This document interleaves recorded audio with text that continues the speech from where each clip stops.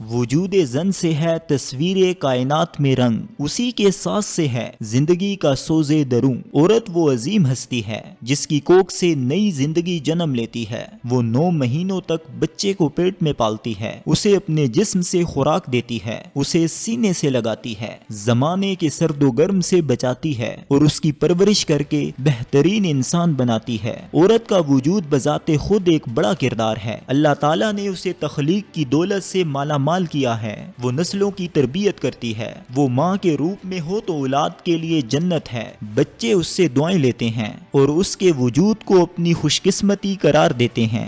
بیوی کے روپ میں وہ شوہر کی محبت و اپنائیت کا مرکز، بیٹی کے روپ میں باپ کی عزت اور بہن کے روپ میں بھائیوں کا مان ہوتی ہے۔ عورت اپنی ہر صورت میں کائنات کا اہم ترین جز ہے۔ وہ معاشرے کے وجود کے لیے روح کی حیثیت رکھتی ہے۔ جب وہ انسانیت کا فخر، مان اور عزت ہے اور نسلوں کی پرورش اس کے ہاتھ میں ہے، تو پھر اس کے پاس اتنا وقت کہاں کہ وہ گھر سے نکلے اور پیسے کمائے۔ مغرب نے آزادی کا نعرہ لگا کر خواتین کو گھر سے نکلنے کی ترغیب دی اور ترقی کا معیار یہ طے کیا کہ وہ مردوں کے شانہ بشانہ قدم اٹھائے اور پیسے کمائے، لیکن اس نعرے میں عقلی اعتبار سے کئی کمزوریاں ہیں۔ یہ فطرت کے خلاف ہے۔ خالق کائنات نے مرد کو بے پناہ مشقت اٹھانے اور گرمیوں و سردی کے باوجود بھی رزق کمانے کی صلاحیت عطا کی ہے۔ اسی لیے اسے پابند بنایا ہے کہ وہ عورت کے کھانے پینے، رہنے، لباس اور مکان کا بندوبست کرے، جبکہ عورت میں نرمی اور صبر پیدا کر کے اسے بچوں کی پرورش کی ذمہ داری دی ہے اور اس کے پاؤں تلے جنت رکھ کر اسے دنیا میں ہی عرفہ مقام عطا کیا ہے۔ اسے نزاکت اور حسن ترتیب کی صلاحیت دے کر گھر کو خوبصورت،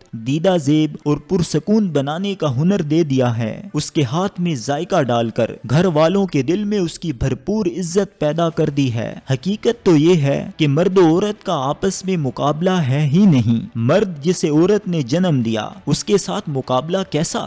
مرد کچھ بھی بن جائے، وہ عورت سے افضل نہیں ہو سکتا۔ وہ اگر بادشاہ بھی بن جائے تو تخت شاہی پر بیٹھنے سے پہلے ماں کے ہاتھ چومتا ہے، اور ماں کون ہے؟ عورت۔ اب اگر کوئی عورت مردوں کی برابری کی کوشش میں گھر بار چھوڑ دے، اولاد کی تربیت نظر انداز کر کے صرف چند پیسے کمانے کے لیے کام کرنے لگ جائے، تو اس کا سب سے زیادہ اثر اس کی اولاد پر ہوگا۔ ممتا سے محروم بچے جب دیکھتے ہیں کہ صبح ان کی ماں انہیں دوسروں کے حوالے کر کے چلی جاتی ہے، تو ان کے دل میں ماں کے لیے محبت و عزت کیسے پیدا ہوگی؟ تحقیق کے مطابق ایسے بچے منفی ماحول اور منشیات کی طرف جلدی راغب ہوتے ہیں، اور پھر وہ نہ صرف اپنے والدین بلکہ معاشرے کے لیے سہانے روح بن جاتے ہیں۔ اس کے برعکس وہ خواتین جو بچوں کو سینے سے لگا کر محبت سے نوازتی ہیں، تو ایسے بچے بڑے ہو کر ماں کے ہاتھ چومتے ہیں، ہر کام میں اس کی رائے لیتے ہیں اور اسے بھرپور عزت و احترام سے نوازتے ہیں۔ مغربی دانشور خواتین کی ترقی کا نعرہ بلند کر کے انسانیت پر ایسی سوچ مسلط کر رہے ہیں جس کا نتیجہ زوال کے سوا کچھ نہیں۔ عورت کی عظمت اسی میں ہے کہ اسے ملکہ بنا کر گھر کے تخت پر تخت نشین کیا جائے، اسے دنیاوی فکروں سے آزاد کر کے تربیت کا فریضہ نبھانے دیا جائے، تاکہ وہ نسلوں کو دین کی روح سے،